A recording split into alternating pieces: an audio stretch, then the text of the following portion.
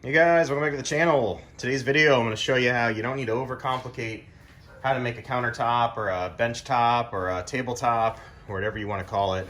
Basically, taking a bunch of planks and sticking them together. So I'm going to show you here what I do to do this right. Before you go asking how I got those boards nice and square, you'll see here whenever you buy lumber from the big box store, it's a good example here. See that rounded, there's like a radiused edge, real slight, so you don't cut yourself. And the way I was able to get those off without using a joiner, you can see here how much I cut off.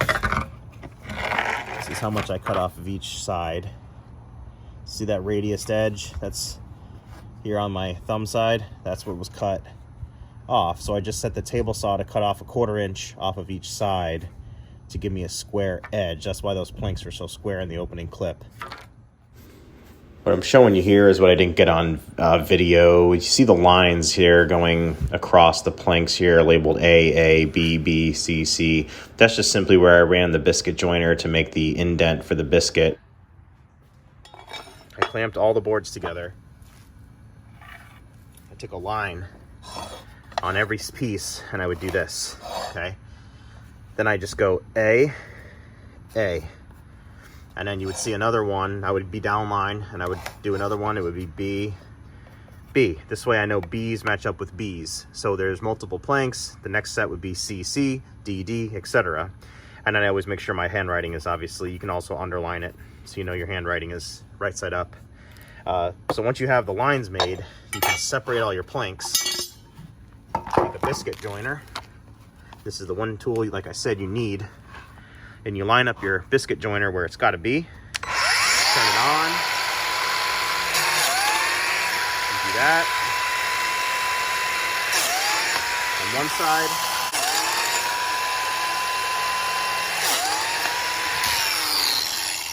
Once that's done, it makes these little grooves here that you have to clean out.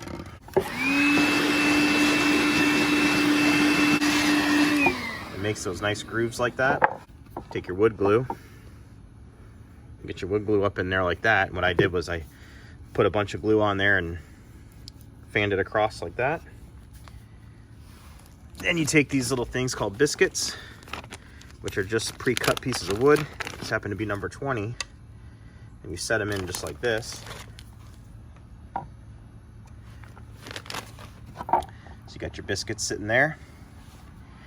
Now, you can match up A to A. Well, I also would glue here. Basically do that down the entire plank. And you match up B to B and A to A.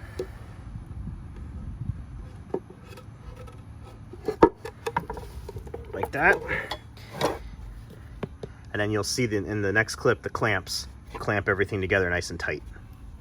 So here's everything all clamped up. So like you can see, I have 2 bar clamps here now. I actually ended up adding 2 more. So I used a total of 4 bar clamps on a 6-foot top.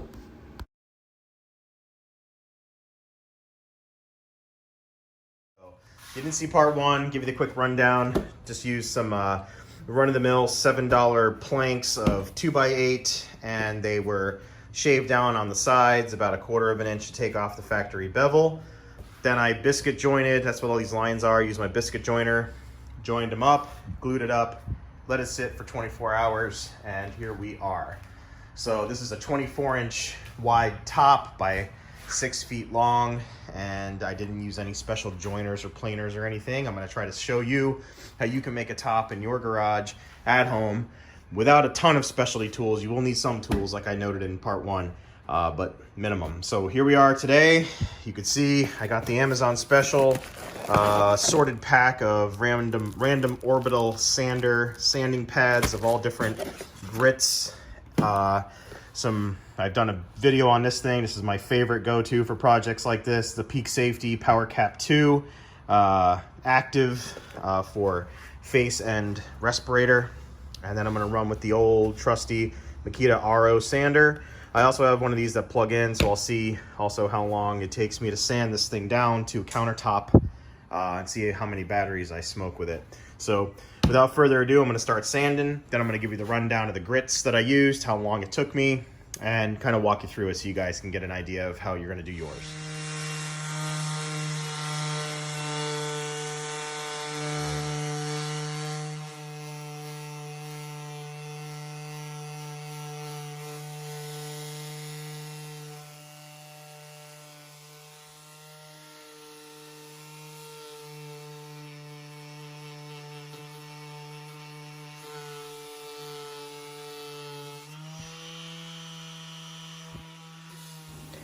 This is just my fun little way of making sure that all the lines, the transitions from plank to plank are smooth, and there's no raised areas anywhere. I noticed that the sander doesn't catch it anywhere. The sander can walk around from plank to plank.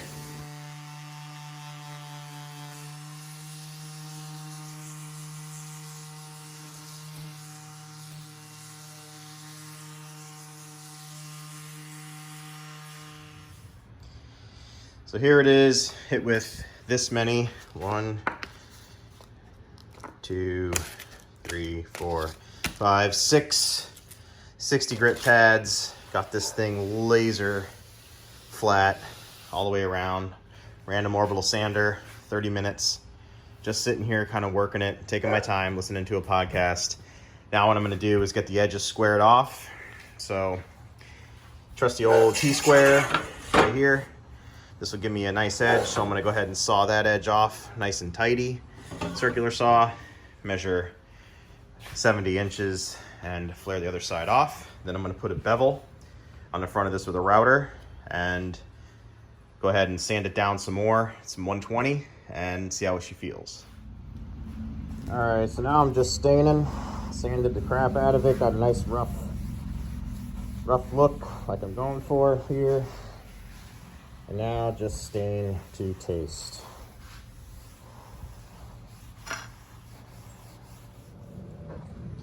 Okay, so here's after the second coat of stain and some sanding.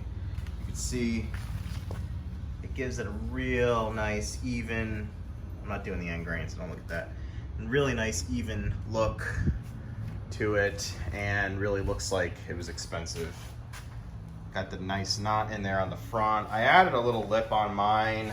I'm gonna be adding a sliding barn door to that, so you're not gonna see this center seam, so you don't have to add that to yours. Here's the bevel from the router right there, and I'm going for like a semi-distressed look on this top to match the farmhouse look. So I got a little rough with the sander in places on purpose just to kind of give it a nice rough look. But that's the overview. Let me show you where I'm putting it. So here's where I'm attaching mine to. Here, I had this big wall here that I built, but I'm basically just gonna set it on these braces. These are set into the studs all the way around, and I left 1.5 inches for that little front lip that I made to attach to here. So it should look like an infinity top when we're done. So let me get it dried more, and then from the garage into here, I'll show you the finished result. Before I install it, a couple more finishing details. A little paste wax. This is the darker, special dark. I just applied it to here. So I'm letting that dry. You can kind of see it's gonna look real good. I mean, this is gonna look really, really good. Anybody can do this at home. It brings out a lot of the vibrance in the wood. I love that knot especially. This thing's gonna look awesome. So I'll let that dry about 15 minutes. I'm gonna buff that off. Beautiful, nice flat finish. And then I can install it. Okay, so here it is. Big reveal, all installed. Infinity design, so when you look at it, you can't see any brackets. And everything fits underneath just nicely. I didn't finish underneath, but you can see there's the frame. And it sits beautifully on there. I could stand on this thing, no problem. It's not going anywhere. Perfect to fold close. So now all my shelves that I built, same method, same stain, same everything over here. We can now, I gotta build another top up here, and then we can just basically do laundry, take it over here, and now we have a whole space to fold. So that's it in a nutshell. So anybody can do this. We can see how smooth it is all the way down. There's no vibration anywhere, and I drag the phone across it. You can see it's nice and flat. And it's definitely that farmhouse style. And I was able to kind of distress the wood a little bit more. If you take your sander and you kind of turn on an angle and you like grind it in, you can create kind of like a hand-hewn feel, which is kind of cool. So just up to preference on how you guys want to finish it. For an even finer finish, you could use a palm sander. That would give you an even finer finish, but this is nice and smooth to the hand. No rough spots, no splinters. You can't feel any of the seams anywhere, and it's perfect to fold clothes on. You could even polyurethane yours if you like, but I just did 2 coats of stain, 300 grit in between each coat, and then that finishing wax, 2 coats of that. So, hey guys, if this helped you out in any way, let me know. If you want me to do another video on how to do it from start to finish, let me know. I'll do one of those too, and I'll videotape all the steps.